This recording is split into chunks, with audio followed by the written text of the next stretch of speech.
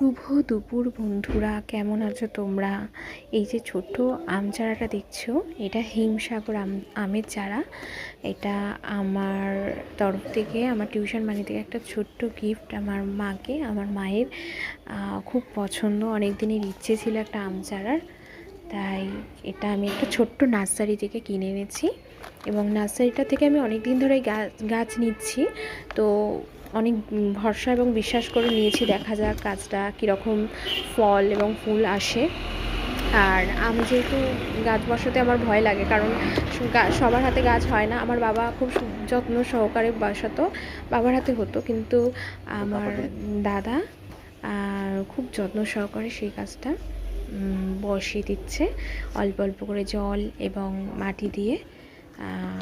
এটা একটা ছোট্ট টুলের মধ্যে, এটা মায়েরই আইডিয়া, ছোট্ট টুলের মধ্যে বসানো হয়েছে।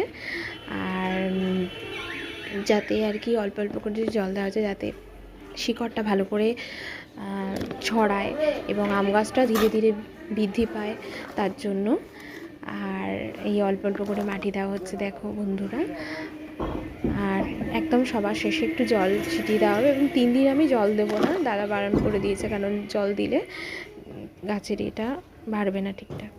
তো কেমন হয়েছে গিফটটা বন্ধুরা অবশ্যই কমেন্ট করে জানিও, এবং তোমরা তোমাদের মা এবং বাবাকে কি দিচ্ছ বড়দিনে গিফট অবশ্যই জানিও। ছোটোবেলা থেকে আমি শুনে এসেছি যে সান্তা দাদু, মানে রাত্রেবেলা যখন আমরা কিছু চাইতাম, সেটা নাকি বালিশের তলায় আর কি থাকতো।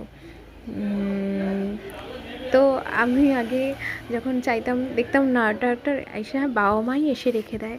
তো এইবারে আমি আমার মাকে ছোট্ট গিফট দিলাম, যেহেতু মায়ের এটা অনেক দিনের ইচ্ছে ছিল, তাই। আর আমি যদিও এখন কোনো বড় চাকরি করি না, এটা আমার টিউশন মানি থেকেই পাওয়া, তাই জন্য একটু অনেকটা বকা খেয়েছি ঠিকই, কিন্তু যদি ফল হয় ভালো, তো ভীষণ আনন্দই হবে। তাহলে এই বকাটা পুষিয়ে যাবে না, বকাটা অতটা থাকবে না। যাই হোক, একটু বকা খেলে কিছু হয় না,